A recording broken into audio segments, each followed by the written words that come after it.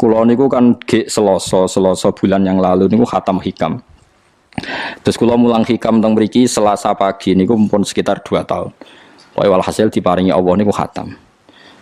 Terus kulo kepengin napa ngatami donga nu saniki mergi cara ulama tambah kathah tambah napa sae. Dadi ora usah sampean di perasaan ora melok ngaji kok melok khataman. Sing ngaji ya paham ora ya ora roh. Sing ora ngaji pokoke ora roh padha ora roe sing penting ditampa napa pangeran ngoten mawon. Dados kula gadah azam pokoke donga ngoten mawon nek donga ya ora usah tenanan ya apik ora ya apik. Mergo pangeran mesti napa pirsa. Jadi tenanan itu ikhlase, nak ndonga ora usah tenanan, sing tenanan apa? Mergi cara hikam niku termasuk ngeten. Hikam niku yang ngarang hikam niku jenenge Ibnu Athaillah As-Sakandari. Ini muridnya Abdul Abbas Al-Mursi. Abdul Abbas Al-Mursi niku muridnya Abdul Hasan apa? Asyadzili. Kula niku sinau hikam mulai riyen mun bertahun-tahun sampai sekarang. Tiap badhe tilem sering mau hikam. Jadi hikam termasuk madzhab ngeten. Tapi aja nut kados tiyang sing ora tau mlebu masjid wae aja nut iku wali. Nah kowe gawe-gawe. Nah kowe nglakoni ngono ben dadi wali wae ora mutu niku mboten alami. Hikam itu kalau berdoa itu sekali. Kula nu nate umroh 2009, terus haji 2013. Terus kemarin kula umroh malih tahun kemarin, baru ruwah kemarin. Niku kadang-kadang berkali-kali kalau itikaf teng multazam, tapi ora tau sida donga sampai sakniki.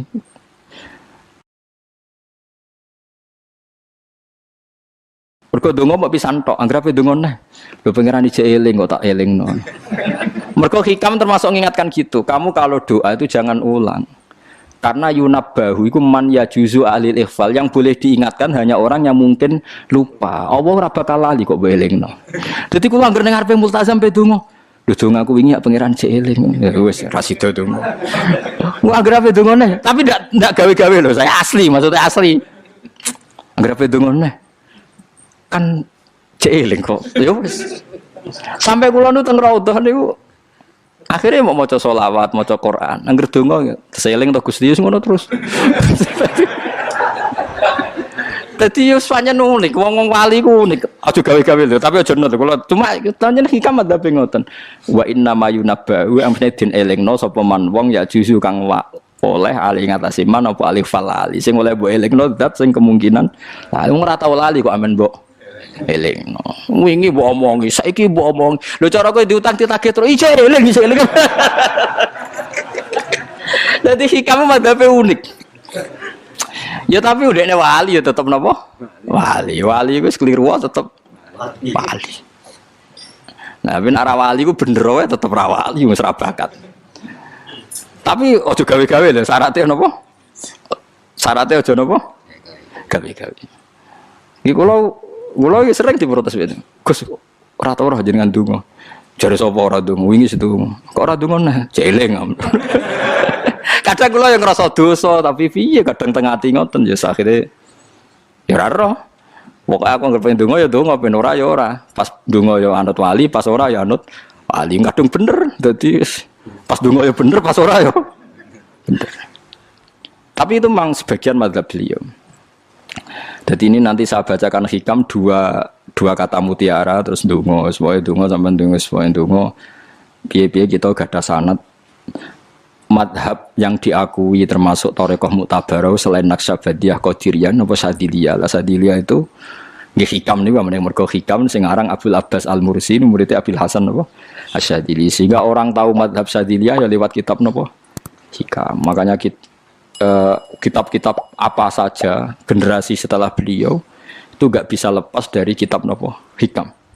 Sampai darani hikam atau iya. Madhabe napa atau iya. Mergo atau iya iku maknane sing arangu napa Ibnu Athaillah disebut hikam atau iya. Itu beliau sebetulnya ya ada orang alim yang butuh mikir jelimet nggih mboten. Ya wong waras wonten mawon. Misalnya orang waras begini, pancen wong waras itu beda mek waras pancen. Misalnya gini, saya ngambil uangnya Mustafa tanpa pamit boleh ndak? Ndak boleh kan. Terus beliau membuat makalah gini, kalau aja hafal. Mana aka antat da'iya mimma lil makhlukin. Allah itu mencegah kamu, melarang kamu mengklaim barang yang tidak milik kamu. Padahal sama-sama miliknya makhluk. Misalnya Mustafa punya mobil, aku milik saya boleh enggak? Boleh enggak sama siapa saya? Enggak boleh kan? Mustafa punya rumah, aku milik saya boleh enggak? Enggak boleh. Kalau mengaku miliknya orang sama-sama makhluk saja enggak boleh, apalagi kamu ngaku-ngaku hal yang milik Allah. Misalnya sifat menentukan nasib itu milik siapa? Allah. Menentukan su'ul khotimah atau husnul khotimah itu milik siapa? Kamu tidak boleh. Misalnya gedeng orang, wong ngono iku mesti su'ul khotimah. Lho sing nentukan itu milik Allah.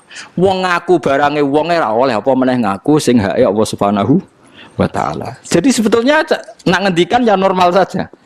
Artinya ijtihad itu kan normal, tidak perlu orang pinter banget. Tapi sing roh itu wong waras ngono maksudnya. Setelah dijelaskan kan masuk akal. Kayak tadi. Ndonga kok terus koyo sing mbok omongi wingi lali, urung lali kok sebab elingno meneh. Kan masuk akal.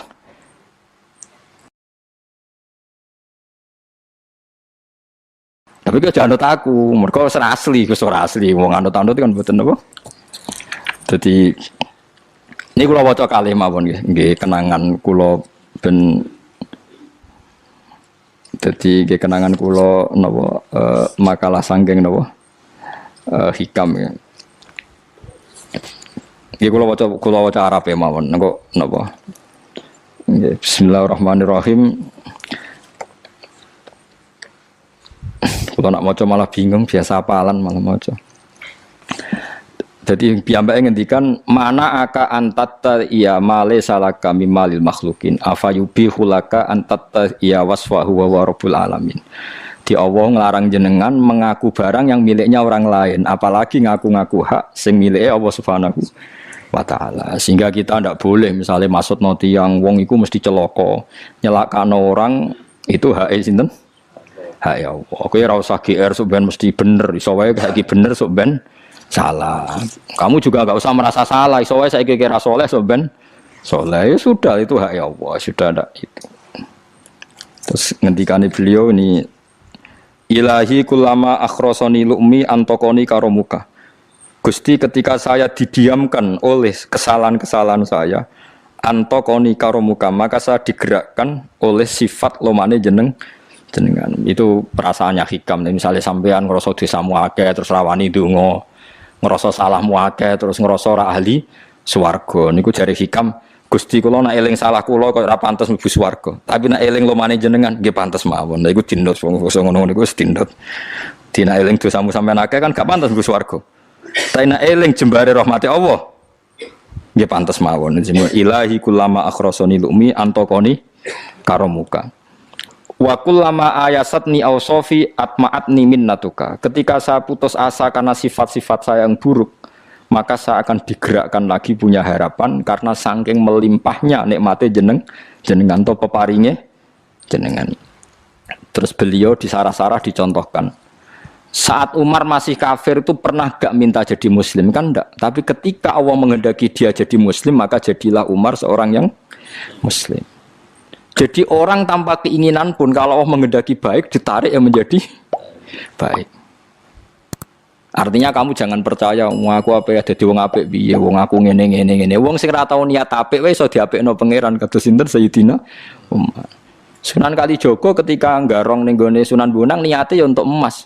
Niate wae elek, tapi ketika Allah ngersakno dadi apik ada takdir yang memandu dia jadi apik, bahkan dadi wali. Itu Fakul lama ayasatni ausofi, ketika saya diputus asakan oleh sifat-sifat saya yang buruk, maka saya akan diharapkan lagi, diberi tomak, diberi harapan oleh banyak peparingin apa jenengan. Jadi intinya kalau suwun khasnya madhab Sadili itu melihat sisi positif. Jadi misalnya jenengan sholat misalnya, ini rumah tenan, misalnya jenengan sholat, potensi gak diterima itu tinggi. Mungkin kita ada ikhlas, mungkin kita ada tumak ninah, mungkin kita banyak melakukan kesalahan, mungkin eling macam-macam. Itu potensi yang menjadikan kita sholatnya tidak diterima Allah. Tapi cara madhab Sadilah berpikir gitu itu tidak boleh. Kamu harus ingat bahwa sujud ini luar biasa. Banyak orang yang nggak diberi anugerah sujud. Orang bertahun-tahun, berpuluh-puluh tahun hidup kafir tidak pernah sujud. Kamu sekarang ditakdir mau Sujud. Jadi mestinya kena sholat bersolat subuh, matur nuwun Gusti tadi saya sujud sama jenengan, matur nuwun Gusti tadi saya rukuk sama jenengan. Gak usah mikir buat ditampa apa ora, eling terus. Nanti setelah zuhur ya begitu. Eling terus tadi ditakdir sujud, ditakdir rukuk, ditakdir sholat. Sehingga madzhab Syadziliyah itu sampai mengatakan begini. Orang yang beribadah meskipun sedikit dan yakin bahwa itu peparingnya Allah, minnah dari Allah, itu lebih baik ketimbang ibadah banyak plus merasa kurang. Di misalnya Mustafa sholat, bersolat duhur gak marem, mungkin duhurku salah terus berbadiah kok sholat meneh. Sing kula sholat duhur tok ora usah. Saking syukur kula, iku duhur kula makome. Ya nganti saiki duhur kula perkarane ngene iku dene kelakuane cek ngene iku dene. Karena ketika diberi pangeran ora marem. Kurangnya, tapi kurangnya niat elek. Kayak pangeran polisi, ngono pangeran ra nampa kurang ini kurang. Pangeran ora diwatak ngoten.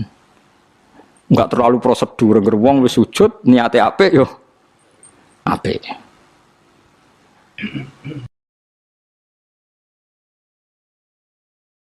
Ya mulane kula nate debat mbek jenengan kula kan bolak-balik cerita. Sampai nak sujud untuk menjadi sah itu kan bathuk, tangan loro, dengkul loro, delamaan loro, sehingga harus sujud pada 7 anggota. Jadi menurut madzhab yang asoh kalau sujud itu harus 7 anggota. Tapi ada ulama yang mengatakan cukup bathuk tok ambek sikil. Angger wis ngene jenenge sujud. Alasannya ulama iki masuk akal. Saiki nak diwalik. Ana Zaid yang muslim. Bathuke ditemplekno bumi niat sujud ning berhala. Hukumnya kafir ta ora? Enggak jawab ya, kafir kan? Iku syaratnya anggota pitu apa asal bathuke nemplek? Mulane jari ulama sing kaul sani. Lah iya nggo murtad ora usah syarat kok nggo bener. Syarat. Lah iya sing digo murtad ora usah syarat kok sing sujud nggo pangeran. Syarat. Nggo syarat. Nah ngono ora usah syarat anggere ngono ya jenenge sujud. Buktine wis sah nggo dadekno murtad. Yo, jadi ulama yo macam-macam. Mana kau jangan aku ilmunya sakit. Artinya sampean raku jangan madzhabku. Maksudnya mergo kula lah ya sadar sebagian madzhab saya itu masalah bagi anda. Tapi saya ikut anda lebih masalah kan. Ngopo kok ora roh? Maksudnya kan gak jelas. Acuannya hukum ndak jelas. Ya karena tadi. Kamu sekolah di Australia, di Amerika, wong kok kancanan wong kafir. Tapi barokahnya anak-anak yang sekolah di sana, yang kerja di sana, akhirnya di Amerika ada masjid. Di Australia itu barokahnya mahasiswa, pekerja, orang kedonyan macam. Sekarang orang kedonyan di Taiwan, di Korea bikin komunitas masjid. Ya, akhirnya di bumi Allah di sana ada yang sujud. Ya itu nyata. Meskipun teori Anda juga nyata, sebagian mungkin katut widoan yang kono katut macam-macam. Sama-samanya ya sudah kita berpendapat ya seperti itu. Wallahu alam yes, ya mungkin naik HP, mungkin naik ora. Wallahu alam supaya donga supaya HP. Tapi kan kita tidak satu arah karena ngendikan ya seperti gejolokannya Allah dengan Nabi Ibrahim itu kan kelihatan. Malaikat Israel berjabut Nabi Ibrahim. Nabi Ibrahim gak terima, gak iso Israel. Aku kekasih pangeran. Mosok dipateni. Hal ra'aital khalil yumitu khalilah. Ono kekasih mateni kekasih, mesti keliru perintahmu Israel. Semuni ngono Nabi Ibrahim, kowe tetep dipateni. Cara Israel wis menarik. Akhirnya balik teng pangeran Gusti, amartani ila abdin la yuridul mauta wa yaqulu hal ra'aital khalil yumitu khalilah. Ya Allah, engkau memerintahkan saya pada hamba yang enggak ingin mati. Dia bilang, masa ada kekasih membunuh kekasihnya. Cara Israel masuk akal, bisa mikir juga Israel. Cara dia masuk akal. Jawab Allah ini. Qullahu jadi katakan pada Ibrahim, hal ra'aital khalil yakrahu ayyal khalilah. Ibrahim kandhani, ana tah kekasih tapi ra siap ketemu sing dikasih. Artinya kalau tidak berani mati berarti ra siap ketemu. Jadi bilang ke Ibrahim, apakah ada kekasih yang enggak siap ketemu kekasihnya? Dia malah Israel marah dengan Ibrahim. Kata Allah, nggak ada kekasih yang benci ketemu kekasihnya. Oh ya, mati saya kira. Nah, itu logika yang terbangun. Makanya dengan perbandingan logika itu akan kelihatan. Pertama, koyo-koyo logika Ibrahim itu masuk akal. Tapi ketika Allah ngendikan, oh no tah kekasih, rasiap ketemu kasihnya. Nah, kitab Mahalli itu kitab yang menjelaskan sekian teori fikih yang tidak mansus ya, saya ulang lagi, yang nggak ada nasnya. Kemudian diulang-ulang oleh cara berpikir tadi. Nah, akhirnya jadi kitab khilafah, ya, kitab ikhtilafat dalam Syafi'i yang paling dianut ulama seluruh dunia. Jika terus Habib Zain Samangke, semua ulama itu rujukannya kitab Mahalli. Ya karena tadi yang nggak ada nas, ya, saya ulang lagi, yang nggak ada apa? Nas itu ada sekian pilihan kaul. Ya sama-sama masuk akal. Meskipun dalam tradisi tertentu kita tidak mungkin mempraktekkan. Kewan tidak kok jenazah kok gurih. Nak komen takobala wa minna minkum takobala wa. Ya Karim pasti dia kok kiai sableng. Jenazah gitu kok gurih. Tapi saya sekarang mulai curiga dengan di Arab Saudi karena tetap ada sholat gaib tapi mayatnya sudah nggak di depannya sudah. Sekolah menangi rian tentang buku-buku mayat itu tapi itu mungkin karena teknis ya, karena yang mati terlalu banyak dan sering. Musim haji tok umbiro wae keselen dak kok